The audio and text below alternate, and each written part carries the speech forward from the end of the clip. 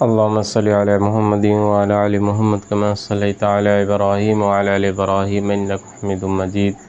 اللهم بارک علی محمد وعلی آل محمد کما بارکت علی ابراہیم وعلی آل ابراہیم انک حمید مجید۔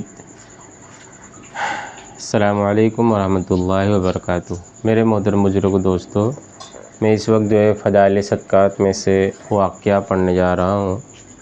یہ حضرت شیخ نے ایسے واقعات لکھے ہیں کہ اگر ہم غور سے سنیں تو ہمیں بھی اپنی زندگی بدلنے میں، اپنی زندگی کا رخ صحیح کرنے میں ہم کو بھی مدد ملے۔ بس کمزوری تو ہماری ہے کہ ہم غور و فکر سے اور توجہ سے اور اپنی زندگی کو بدلنے کی نیت سے سنتے نہیں۔ اللہ پاک ہم سب کو اپنی زندگی بدلنے کی توفیق عطا فرمائے۔ بسم اللہ الرحمن الرحیم۔ جعفر بن سلیمان رحمۃ اللہ علیہ کہتے ہیں کہ میں حضرت مالک بن دینار رحمۃ اللہ علیہ کے ساتھ ایک دفعہ بصرہ میں چل رہا تھا۔ ایک عالی شان محل پر گزر ہوا جس کی تعمیر جاری تھی۔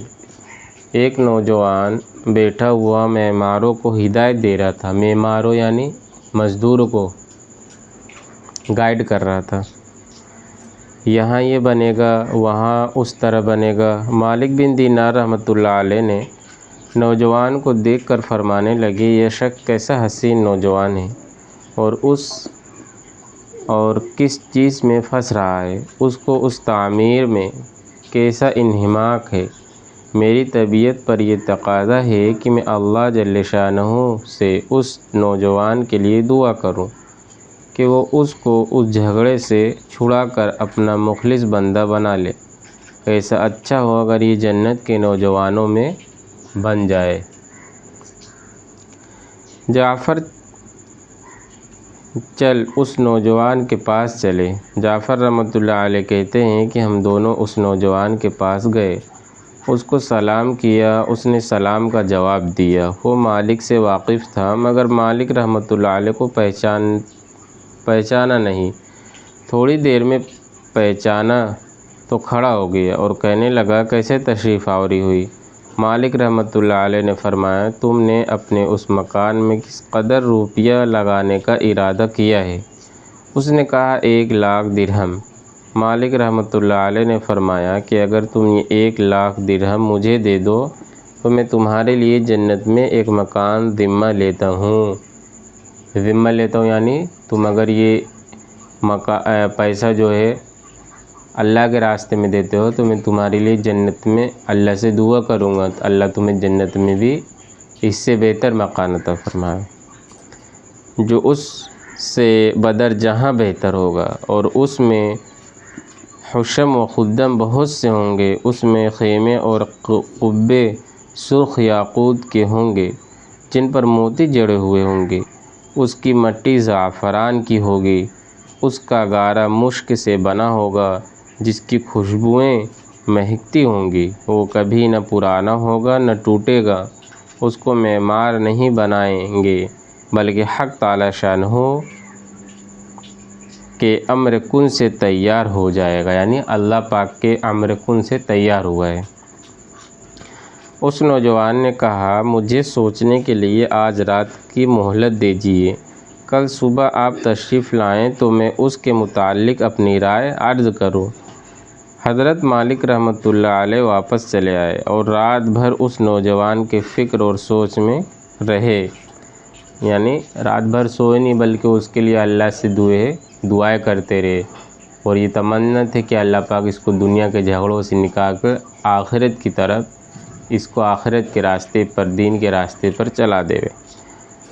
آخر شب میں اس کے لیے بہت عاجزی سے دعا کی۔ جب صبح ہوئی تو ہم دونوں اس مکان پر گئے۔ وہ نوجوان دروازے سے باہر ہی انتظار میں بیٹھا ہوا تھا، اور جب حضرت مالک رحمۃ اللہ علیہ کو دیکھا تو بہت خوش ہوا۔ حضرت مالک رحمۃ اللہ علیہ نے فرمایا، تمہاری کل کی بات میں کیا رائے ہے؟ اس نوجوان نے کہا، آپ اس چیز کو پورا کریں گے جس کا کل آپ نے وعدہ فرمایا تھا؟ حضرت مالک رحمۃ اللہ علیہ نے فرمایا، ضرور۔ اس نے دراہم کے توڑے سامنے لا کر رکھ دیے اور قلم لا کر رکھ دیا۔ حضرت مالک رحمۃ اللہ علیہ نے ایک پرچہ لکھا جس میں بسم اللہ الرحمن الرحیم کے بعد لکھا کہ یہ اقرار نامہ ہے کہ مالک بن دینار رحمۃ اللہ علیہ نے فلاں شخص سے اس کا ذمہ لیا ہے کہ اس کے اس محل کے بدلے میں حق تعالی شانہ کے یہاں اس کو ایسا محل جس کی صفات اوپر بیان کی گئی، جو صفات اس مکان کے اوپر گزرے، وہ سب لکھنے کے بعد لکھا ملے گا، بلکہ اس سے بھی کہیں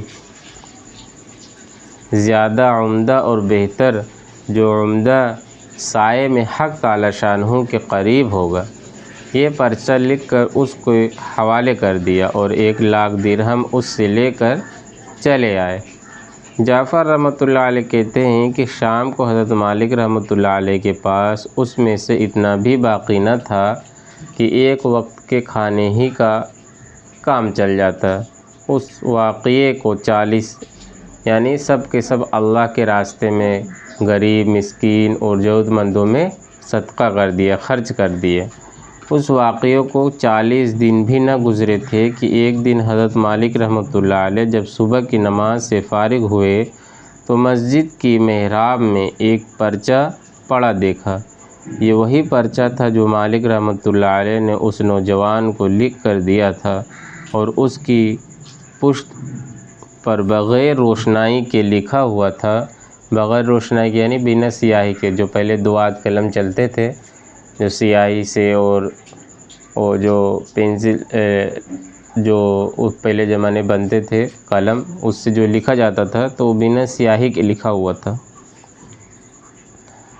روشنائی کے لکھا ہوا تھا کہ یہ اللہ جل شانہ کی طرف سے مالک بن دینار رحمۃ اللہ علیہ کے ذمے کی برات ہے۔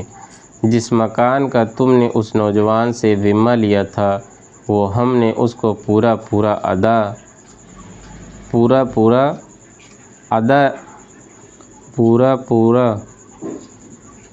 ادا دیا اور اس سے 70 گنے زیادہ دے دیا۔ حضرت مالک رحمۃ اللہ علیہ اس پرچے کو پڑھ کر متحیر یعنی حیران سے ہو گئے۔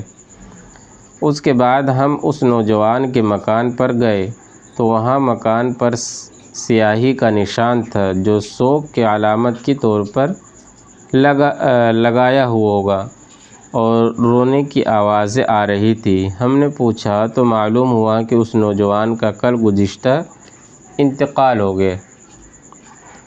ہم نے پوچھا کہ اس کا غسل میت کس نے دیا تھا؟ اس کو بلایا گیا۔ ہم نے اسے اس کے نہلانے اور کفنانے کی کیفیت پوچھی۔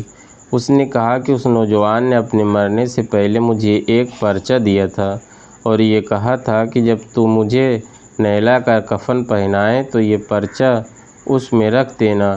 میں نے اس کو نہلایا، کفنایا اور وہ پرچہ اس کے کفن کے اور بدن کے درمیان میں رکھ دیا۔ یعنی پہلے کفن اور پرچہ رکھا، اس کے بعد جو ہے کفن دیا، تو بدن اور کفن کے درمیان ہو گیا۔ حضرت مالک رحمۃ اللہ علیہ نے وہ پرچہ اپنے پاس سے نکال کر اس کو دکھایا۔ وہ کہنے لگا کہ وہی پرچہ ہے۔ قسم ہے اس ذات کی جس نے اس کو موت دی، یہ پرچہ میں نے خود اس کے کفن کے اندر رکھا تھا۔ یہ منظر دیکھ کر ایک دوسرا نوجوان اٹھا اور کہنے لگا کہ مالک رحمۃ اللہ علیہ، آپ مجھ سے 2,00,000 درہم لے لیجئے اور مجھے بھی پرچہ لکھ کے دے دیجئے۔ حضرت مالک رحمۃ اللہ علیہ نے فرمایا کہ وہ بات دور چلی گئی، اب نہیں ہو سکتا، اللہ جل شانہ جو چاہتا ہے وہ کرتا ہے۔ اس کے بعد جب بھی مالک رحمۃ اللہ علیہ اس نوجوان کا ذکر فرماتے تو رونے لگتے اور اس کے لیے دعا کرتے۔ بزرگوں کو اس قسم کے واقعات بہت کثرت سے پیش آتے ہیں کہ جوش میں کوئی بات زبان سے نکل گئی، حق تعالی شانہ اس کو اس طرح پورا فرماتے ہیں جس کو حضور اقدس صلی اللہ علیہ وسلم کے پاک ارشاد میں ان الفاظ سے نقل کیا گیا کہ بہت سے بکھرے ہوئے بالوں والے غبار آلود لوگ جن کو لوگ اپنے دروازے سے ہٹا دیں اور ان کی پرواہ بھی نہ کرے، ایسے ہیں کہ اگر اللہ جل شانہ پر کسی بات کی قسم کھا لے تو ان کی بات کو پورا کرے، یعنی کوئی بھی دعا مانگے اللہ پاک ان کی بات کو پورا کرے، ان کی دعا کو قبول کرے، اللہ پاک انکار نہ کرے۔